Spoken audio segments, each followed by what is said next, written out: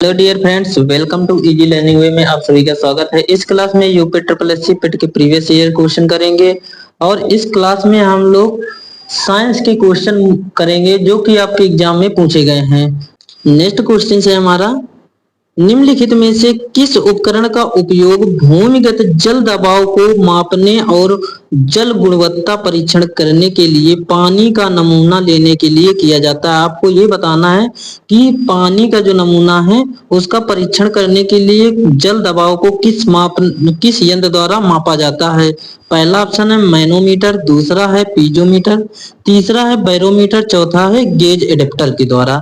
जो जल दबाव जो पानी होता है उसको मापने के लिए पीजोमीटर का प्रयोग करते हैं। किसका प्रयोग करते हैं? पीजोमीटर के द्वारा जो जल का दबाव होता है उसके द्वारा हम पीजोमीटर के द्वारा मापते हैं। यदि इसी में पूछा जाए जो मैनोमीटर, ये किसको मापने के लिए किया जाता है?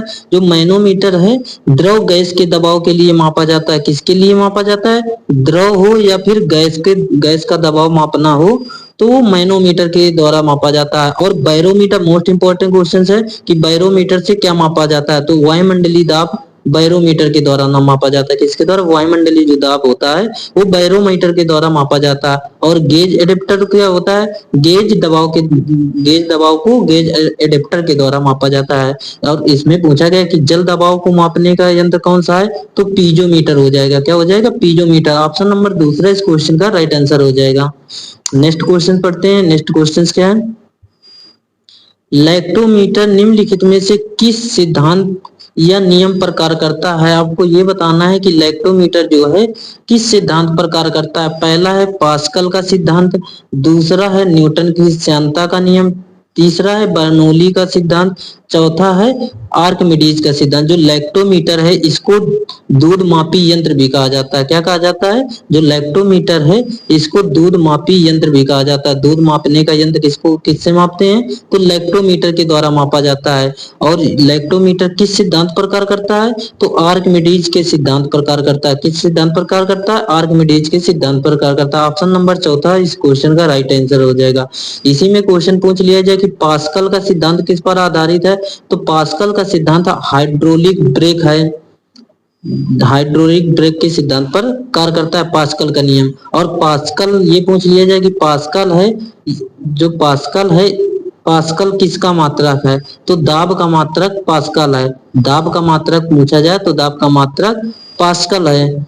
और न्यूटन की श्यानता नियम पूछा जाए कि न्यूटन की श्यानता गुणांक किस पर निर्भर करता है? तो ये इसको ईटा से प्रदर्शित करते हैं। किससे प्रदर्शित करते हैं? इसको ईटा से प्रदर्शित करते हैं। और इसका मात्रक भी पूछ लिया जाता है कि न्यूटन की श्यानता का गुणांक का मात्रक क्या है? तो किलोग्राम प्रति मीटर सेकेंड होता है। क्या होता है? किलोग्राम प्रति मीटर सेकेंड इसका मात्रक होता है। अब बर्नौली के नियम पूछा जाए तो बर्नौली का नियम ऊर्जा संरक्षण के सिद्धांत पर आधारित है। मोस्ट इंपोर्टेंट क्वेश्चन है। कभी कोई क्वेश्चन पूछ लिया जाता है कि ऊर्जा संरक्षण का सिद्धांत किस पर आधारित है? तो बर्नौली का सिद्धांत पर आधारित है। तो इसमें पूछा गया इलेक्ट्रोमीटर, तो इलेक्ट्रोमीटर किस पर कार्य करता है? तो आर्किमिडीज के सिद्धांत पर कार्य करता है। ऑप्शन नंबर चौथे इस क्वेश्चन का राइट आंसर हो जाएगा। नेक्स्ट क्वेश्चन पढ़ते हैं। नेक्स्ट क्वेश्चन क्या है? नेक्स्ट क्वेश्चन है एल्युमिनियम की मोटी ऑक्साइड परत बनाने की एक प्रक्रिया है। कौन सी प्रक्रिया है? क्या प्रक्रिया है? एनो एनोडाइजिंग, दूसरा है गैल्वेनीकरण, तीसरा है कैथोडाइजिंग, चौथा है कास्टिंग। जो एल्युमिनियम की मोटी परत बनाने की प्रक्रिया होती है वो होती है एनोडाइजिंग। क्या होती है? एनोडाइजिंग। ऑप्शन नंबर पहला इस क्वेश्चन का राइट आंसर है। और गैल्वेनीकरण पूछा जाए जो लोहे को जंग से बचाने के लिए जो परत चढ़ाई जाती है उसे गैल्वेनीकरण कहते हैं। क्वेश्चन पूछा हुआ है कि गैल्वेनीकरण क्या होता है? जो लोहे की परत को जंग से बचाने के लिए जो परत चढ़ाई जाती है वही हमारा क्या है? गैल्वेनीकरण है। नेक्स्ट क्वेश्चन पढ़ते हैं। नेक्स्ट क्वेश्चन क्या है? तारों के चमकने का कारण क्या है? ये क्वेश्चन हमने पिछली क्लास में कराया है आपको कि तारों के चमकने का कारण क्या है। पहला ऑप्शन है धूल के कणों द्वारा प्रकाश का प्रकीर्णन के कारण, दूसरा है बादलों द्वारा प्रकाश का आंतरिक परावर्तन के कारण, तीसरा है तारों के प्रकाश के वायुमंडलीय अपवर्तन के कारण, चौथा है पानी की बूंदों द्वारा प्रकाश का प्रक्षेपण के द्वारा। तो इस क्वेश्चन का राइट आंसर क्या हो जाएगा? तारों के प्रकाश का वायुमंडलीय अपवर्तन के कारण जो तारे टिमटिमाते हैं प्रकाश के अपवर्तन के कारण टिमटिमाते हैं। तारों का टिमटिमाना किस प्रक्रिया पर निर्भर करता है? तो प्रकाश के अपवर्तन पर निर्भर करता है। तो ऑप्शन नंबर तीसरा इस क्वेश्चन का राइट आंसर हो जाएगा। यदि आप लोगों को क्लास अच्छी लग रही है तो क्लास को लाइक करें और अपने दोस्तों के साथ शेयर जरूर करें। अगला क्वेश्चन है, ज्योति तीव्रता का ज्योति तीव्रता को एक इकाई में व्यक्त किया जाता है जिसका नाम है। आपको ये बताना है कि ज्योति तीव्रता का मात्रक, जो तीव्रता का इकाई क्या है, मात्रक या इकाई क्या है। पहला ऑप्शन है एंगस्ट्रॉम, दूसरा है कैंडेला, तीसरा है टेस्ला, चौथा है न्यूटन। ज्योति तीव्रता का मात्रक क्या होता है? कैंडेला होता है। ऑप्शन नंबर दूसरे इस क्वेश्चन का राइट आंसर है। जो कैंडेला होता है वो ज्योति तीव्रता का मात्रक होता है। एंगस्ट्रॉम, एक एंगस्ट्रॉम बराबर होता है 10⁻⁻10 मीटर होता है। क्या होता है? एक एंगस्ट्रॉम बराबर 10⁻⁻10 मीटर होता है। ये दूरी का मात्रक होता है। टेस्ला क्या होता है? टेस्ला किसका मात्रक होता है? तो चुंबकीय क्षेत्र का मात्रक टेस्ला होता है। किसका मात्रक होता है? चुंबकीय क्षेत्र की तीव्रता का मात्रक पूछा जाए तो टेस्ला, या फिर इसी का एक मात्रक और होता है वेबर प्रति मीटर स्क्वायर। क्या होता है? चुंबकीय क्षेत्र का मात्रक एक और होता है वेबर प्रति मीटर स्क्वायर, या फिर टेस्ला होता है। न्यूटन तो सभी लोगों को पता होगा कि बल का मात्रक क्या होता है? बल का मात्रक न्यूटन होता है। आगे बढ़ते हैं, नेक्स्ट क्वेश्चन क्या है, निम्नलिखित में से कौन सी विद्युत शक्ति की वाणिज्य इकाई है? मोस्ट इंपोर्टेंट क्वेश्चन है। आप लोग इस क्वेश्चन को यदि सही से नहीं करोगे तो क्वेश्चन गलत करोगे। इसमें पूछा गया विद्युत शक्ति की वाणिज्य इकाई क्या है। पहला ऑप्शन है एम्पियर, दूसरा है वाट, तीसरा है किलोवाट आवर, चौथा है जूल। जो विद्युत शक्ति की वाणिज्य इकाई होती है, विद्युत ऊर्जा की वाणिज्य इकाई होती है, वो किलोवाट घंटा होती है। क्या होती है? किलोवाट घंटा या किलोवाट आवर होती है। तो ऑप्शन नंबर तीसरा इस क्वेश्चन का राइट आंसर हो जाएगा। यदि एम्पियर पूछा जाए कि एम्पियर किसका मात्रक है, तो विद्युत धारा का मात्रक एम्पियर होता है। विद्युत धारा का एम्पियर, विद्युत धारा का मात्रक एम्पियर होता है। वाट किसका मात्रक होता है? तो शक्ति का मात्रक वाट हो जाएगा।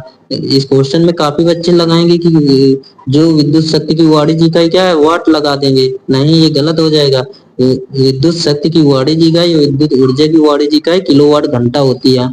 तो शक्ति का, विद्युत शक्ति का मात्रक वाट हो जाएगा। और जूल किसका मात्रक है? तो ऊर्जा का मात्रक जूल हो जाएगा। ऊर्जा का मात्रक पूछा जाए तो ऊर्जा का मात्रक जूल हो जाएगा।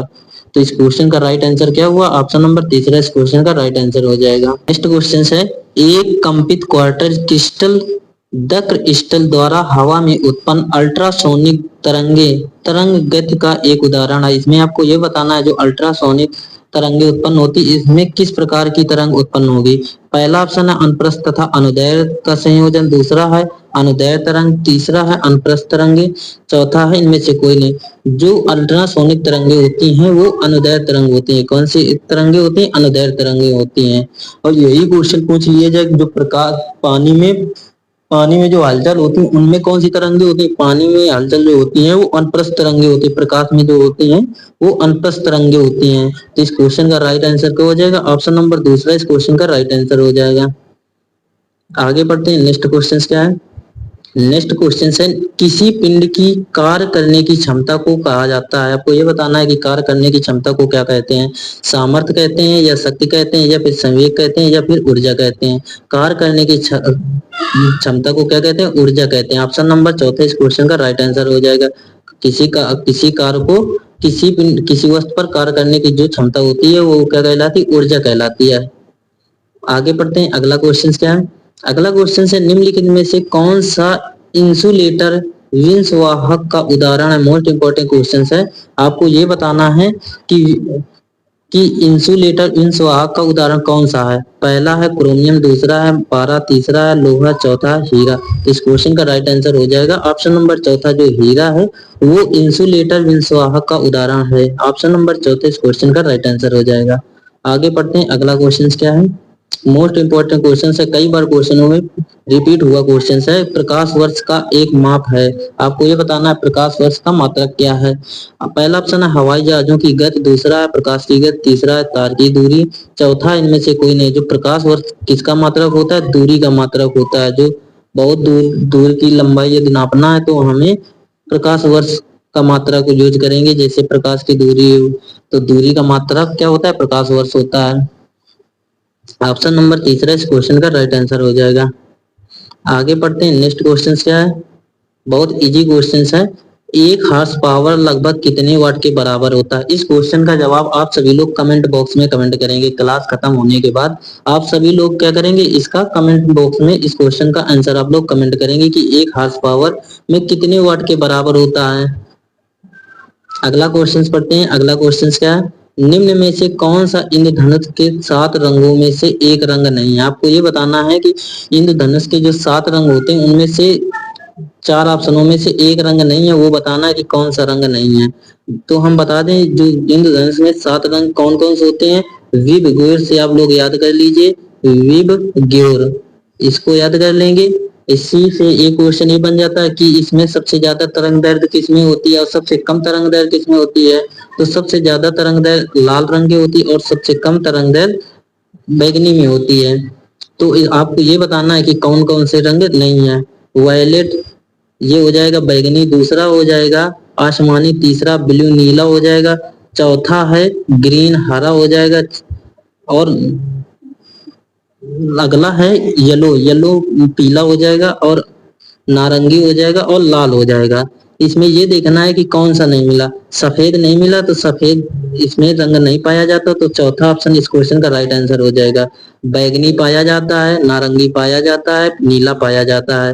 ये 7 रंग आपको क्रम से याद रखना है, क्योंकि इससे इसका क्रम भी पूछ लिया जाता है कि इसका क्रम क्या होता है। तो विव ग्योर आप लोग याद कर लीजिए।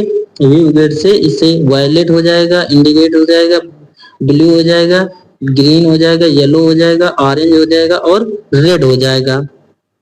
तो इस क्वेश्चन का राइट आंसर ऑप्शन नंबर चौथे इस क्वेश्चन का राइट आंसर हो जाएगा। जो सफेद रंग है, इंद्रधनुष के 7 रंगों में से सफेद रंग नहीं पाया जाता है। आगे बढ़ते हैं। नेक्स्ट क्वेश्चन क्या है, नेक्स्ट क्वेश्चन है तारों का रंग निम्नलिखित में से किस पर निर्भर करता है? मोस्ट इंपोर्टेंट क्वेश्चन है कि तारों का रंग जो होता है किस पर निर्भर करता है। पहला है दबाव, दूसरा उसके तापमान पर, तीसरा है पृथ्वी की दूरी पर, चौथा है वायु प्रदूषण पर। जो तारों का रंग होता है वो तापमान पर निर्भर करता है। किस पर निर्भर करता है? तापमान पर निर्भर करता है। ऑप्शन नंबर दूसरा इस क्वेश्चन का राइट आंसर हो जाएगा। नेक्स्ट क्वेश्चन पढ़ते हैं। नेक्स्ट क्वेश्चन क्या है, निम्नलिखित में से कौन सा पदार्थ एक ध्वनिक पदार्थ है? आपको ये बताना है कि कौन सा पदार्थ एक ध्वनिक पदार्थ है। पहला है लकड़ी, दूसरा है पानी, तीसरा है रबड़, चौथा है लोहा। तो इस क्वेश्चन का राइट आंसर हो जाएगा लोहा। क्या हो जाएगा?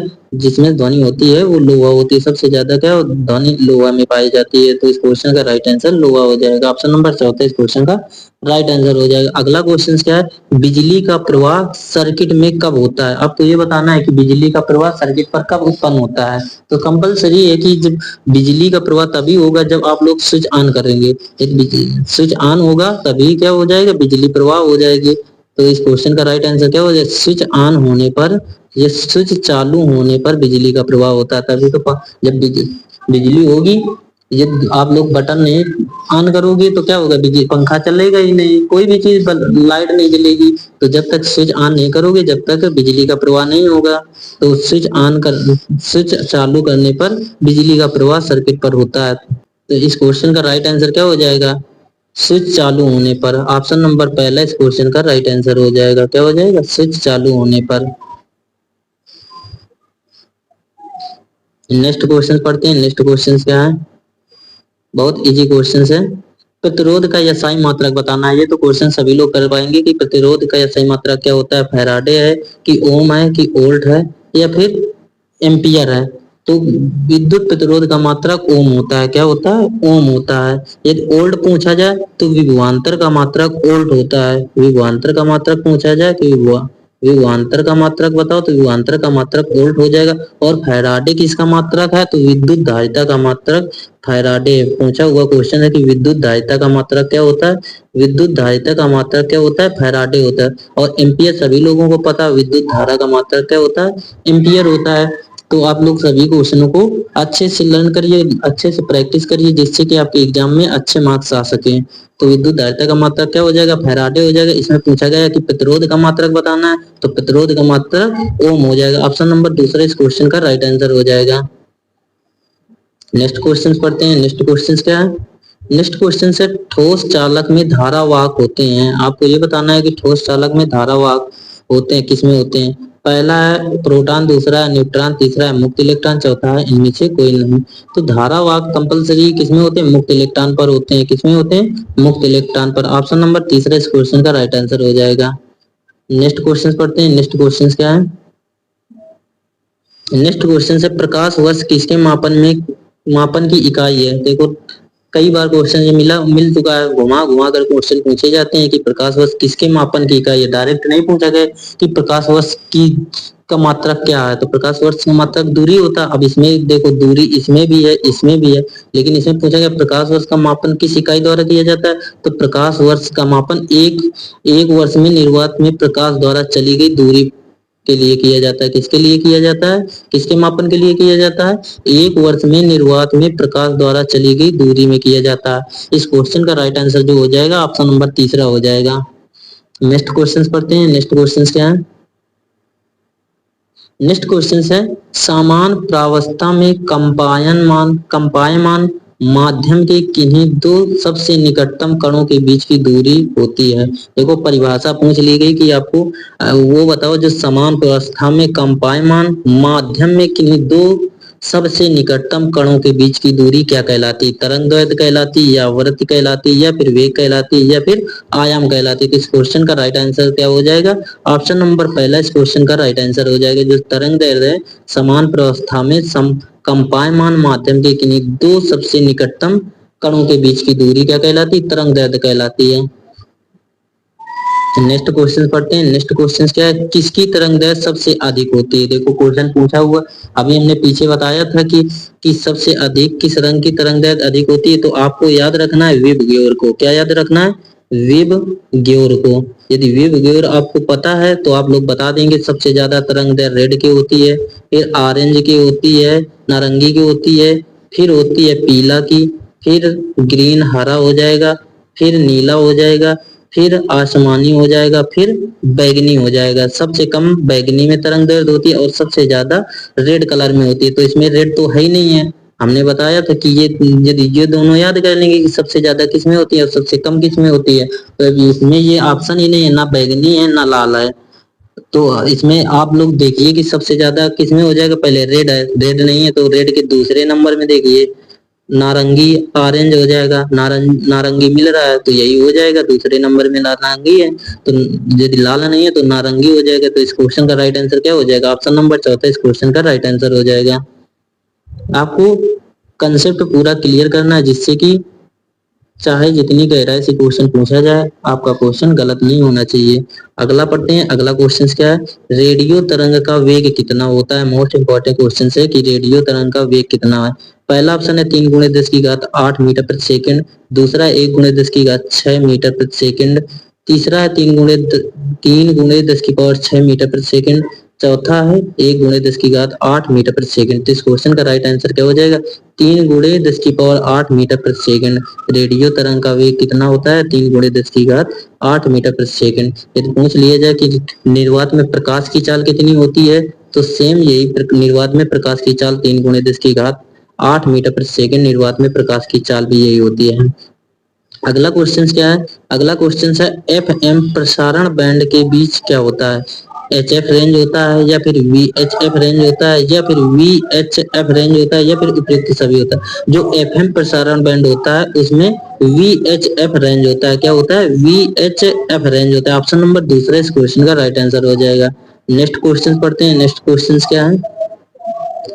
निम्नलिखित में से किसमें से ध्वनि की गति सबसे तेज होती है? तो अभी हमने पीछे क्वेश्चन बताया था कि सबसे ध्वनि की गति सबसे ज्यादा किसमें होती है? लोहा में होती है। सबसे ज्यादा ध्वनि किसमें होती है? लोहा में होती है। तो इस क्वेश्चन का राइट आंसर ऑप्शन नंबर दूसरा हो जाएगा। अगला क्वेश्चन और आज का लास्ट क्वेश्चन है कितने माप से अधिक ध्वनि को शोर का नाम दिया जाता है? आपको ये बताना है कि जो शोर शराबा की ध्वनि कितनी होती है डेसिबल में। पहला है 80 डेसिबल, दूसरा है 100 डेसिबल, तीसरा 120 डेसिबल, चौथा है 140। यदि शोर पूछा जाए कि अधिक माप में शोर की ध्वनि कितनी होती है, तो 80 डेसिबल होती है। कितनी होती है? 80 डेसिबल। इसी में एक क्वेश्चन पूछ लिया जाए कि सामान्य व्यक्ति को सुनने या बातचीत करने के लिए ध्वनि कितनी होनी चाहिए, तो 55 से 65 डेसिबल होनी चाहिए। कितनी होनी चाहिए? 55 से 65 डेसिमल समान बातचीत करने के लिए होती है। और कभी कभी क्वेश्चन पूछ लिया जाता है कि ध्वनि का मात्रक क्या होता है, तो ध्वनि का मात्रक डेसिबल होता है। क्या होता है? डेसिबल ध्वनि का मात्रक होता है। तो इस क्वेश्चन का राइट आंसर क्या हो जाएगा? ऑप्शन नंबर पहला इस क्वेश्चन का राइट आंसर हो जाएगा। तो आज के लिए इतने क्वेश्चन। यदि आप लोगों को क्लास अच्छी लगी तो क्लास को लाइक करें, दोस्तों के साथ शेयर करें। यदि नए हैं तो चैनल को सब्सक्राइब करें। मिलते हैं नेक्स्ट क्लास में। Bye bye, take care.